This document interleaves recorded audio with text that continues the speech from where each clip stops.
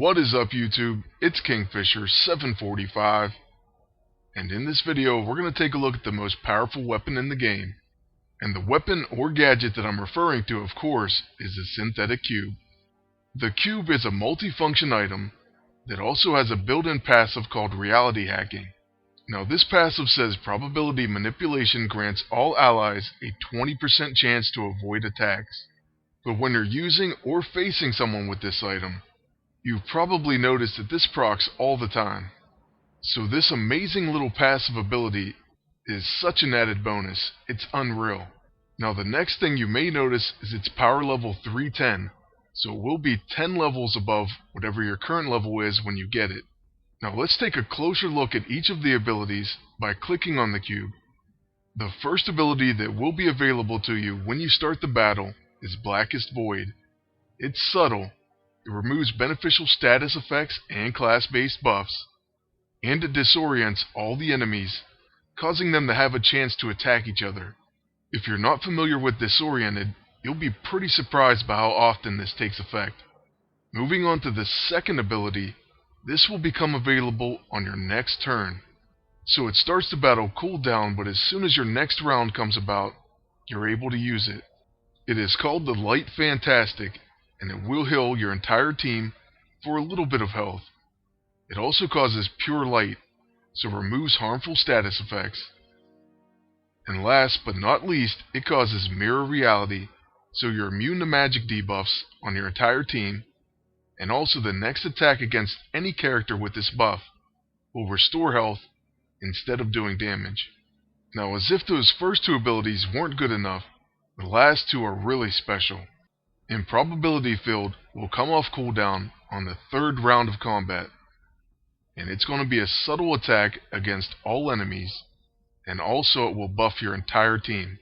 So you can see right there a full number of debuffs and buffs it causes. So it can put Dizzy, Exposed, Slowed, or Weakened, or any combination of them, plus Chaos Shot, so Bleeding, Burning, Chilled, Dark Void, Isolate, Corruption, Poisoned, or Radiation Exposure. And usually after using this, your enemy will be filled with a number of these debuffs, which really helps out Paragon Exploiter and Exploit Attrition. On top of that, multiple buffs from Rising Up and Build Up will be applied to your entire team. Then on the very next round, Atom Smasher comes off cooldown. It's going to be a catastrophic attack, which has Paragon Exploiter and Exploit Attrition. Usually, this ability right here can finish an entire enemy team once they have those debuffs from the Improbability Field.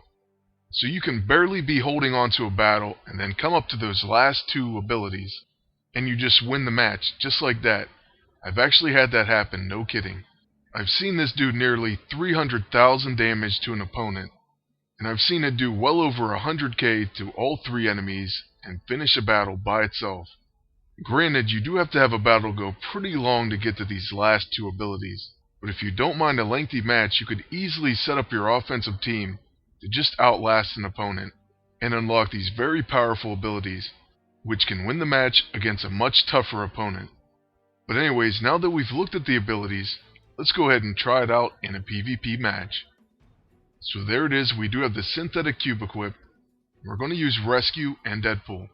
The reason we're using Rescue is because she's known for drawing out matches, which will allow us to unlock those last two abilities. Like many agents throughout this entire tournament, he's using Rogue and Ares. He's also using a Protect weapon, which is kind of annoying.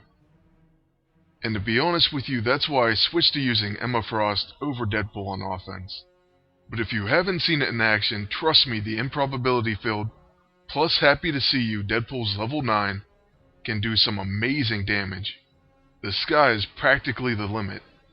I know for a fact he can do over 700,000 damage with it. And like I said, you can use it with any Paragon Exploiter, the Captain Britain or Havoc, and even the new weapon, the Retractable Claws. Once I unlock the Vigilante Toolkit, I'll definitely be using that along with the cube. Alright, so far in the battle, our Deadpool took some pretty decent damage, and then we also got our agent attacked. Luckily for us, Rescue does get the next turn, and we do have a quick and powered Isolate on her, so that means she gets to use her Protect as well as her shield. So we will actually start out with the Reconstruction Matrix, and then we're probably going to use a flyby attack on that blaster agent. Because we hit a blaster, we're going to gain tactical maneuvers on top of all our other actions. But the best part is we did put off balance on their agent. Next, we might as well flyby attack again since we did get that extra turn. Then we're going to use our protect move. But first, it looks like War Never Changes has proc. So Rogue takes a swing at her, but she does 0 damage. So now let's go ahead and use that protective protocol, and we'll be blocking against Ares' attack. The only bad thing about Ares is he's probably going to remove all our buffs.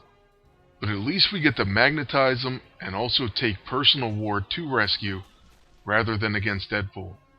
Also, you'll notice that reality hacking pops up quite a bit, and it allows you to evade a number of attacks. I was right, Ares does use crush your enemies, so he removes all our buffs, and he got to stun both of our characters down there. The only reason he probably didn't stun our agent is because we have monstrosity. So that was pretty terrible luck, but at least we're going to get to use our first ability from the synthetic cube, and that would be Blackest Void. It removes all buffs and places disoriented on the enemies. And on the very first attack, it kicks in, so Rogue hits the agent with a Southern Comfort. On top of that, Deadpool does proc Wine on the Forums. Then Rogue's next attack also goes against her own team.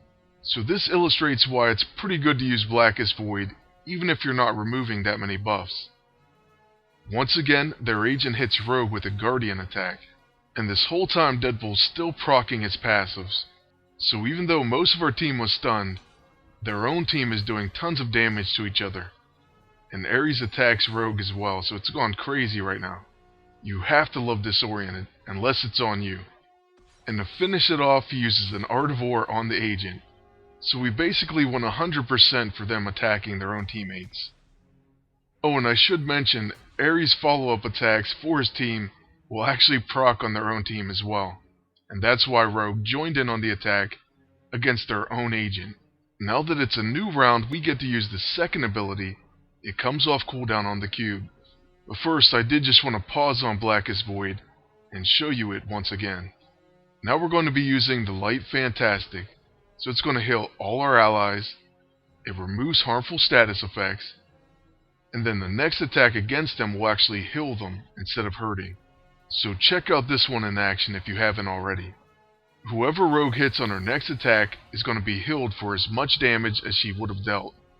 And by the way, any follow-up attacks, whether they're Ares related or Scrapper or whatever the possibility is, will also heal, as long as it's a continuation of that first attack against them. So that's why Ares also heals rescue. And this is the only time you may get upset with reality hacking, because it actually dodges some of the attack, and so you lose out on potentially more healing. But seriously, who's going to complain about that? Next, Rogue used her extra attack against our agent, so his mirror reality kicked in as well. On Deadpool's turn, we continue to try to build up his buffs, so we're going to use No Holds Barred, and that will give him Totally Broken. And I just want to note that this ability has lots of red boxes, and one of the possibilities is a stun, so I've seen his level 6 stun quite a few times. Unfortunately, I don't think this is one of them, but the enemy agent does get a ton of debuffs, including a Broken Heart. And the Broken Heart debuff is just a joke, it doesn't actually do anything. Now their agent is going to attack rescue, which is a pretty bad move. She dodges it, and she gains tactical maneuvers. Let's just go ahead and use status reset, and then we're going to finish off their agent with a flyby attack, or possibly two. And really it often depends on whether or not Ares is going to use the 10,000 yard stare. Unfortunately against the AI Ares, he uses it all the time. Sometimes it seems like every single attack. And of course he uses it. So we're going to have to do 2 flyby attacks on their agent. Hopefully that should be enough to finish him off. So far we only did a little bit of damage to him. But let's go ahead and try it one more time. Alright, so let's take our second 10,000 yard stare this turn. And we come up just short against our agent. Alright, we're just going to let him die the debuffs. So let's go ahead and use our Protector Protocol. right after this Art of War, and then we'll see what Ares has in store for us. And right about now, I do think you're getting a sense of how these battles can drag out. But by using Rescue, we're actually kind of doing it on purpose. I noticed if you bring in someone like Emma Frost and just spam mental trauma, you can finish these battles a lot faster. And then if things start going wrong, you do have the cube to fall back on. So that's basically what I've been doing lately with the offense. And before that I was using Iron Patriot along with Rescue. So I mean there's pretty much endless approaches for this. If you have Rescue, you can team anyone up with her. Or whatever you want to do, you don't have to use Rescue. I just use her because pretty much without fail, she helps me get to the last 2 phases of the cube. And speaking of that, we have the improbability field off of cooldown. So this thing is going to cause tons of those debuffs, as well as buffing your entire team. Let's see what random buffs we get this time. So a regen effect kicked in, we all got strengthened, focused. Then the enemies start getting tons of debuffs, and that agent is definitely going to die to dots.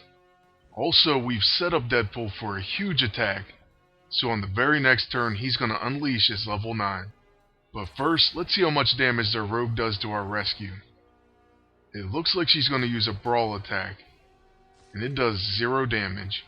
She couldn't even break through the shield.